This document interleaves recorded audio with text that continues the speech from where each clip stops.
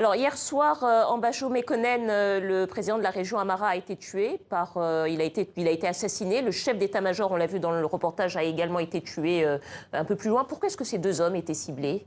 Ah oui, mais c'était pas un peu plus loin, c'était à 500 km de là.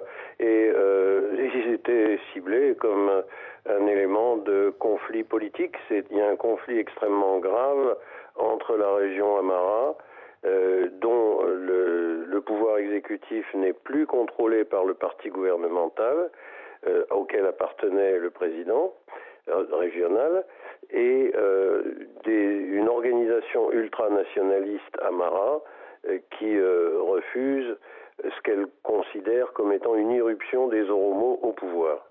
Alors, le Premier ministre, justement, jouit d'une réputation de faiseur de paix dans la région. Pourquoi est-ce qu'il n'est pas soutenu dans la région Amara? Cette réputation de faiseur de paix ne concerne que ses relations extérieures. À l'intérieur de l'Éthiopie, malheureusement, ce n'est pas la paix qui règne, c'est plutôt une très grande confusion qui a causé depuis, d'ailleurs avant la prise de pouvoir de M. Abiy Ahmed, plusieurs milliers de morts dans des chocs ethniques. Quelle pourrait être, en quelques mots, la conséquence de ce qui s'est produit cette nuit pour l'Éthiopie?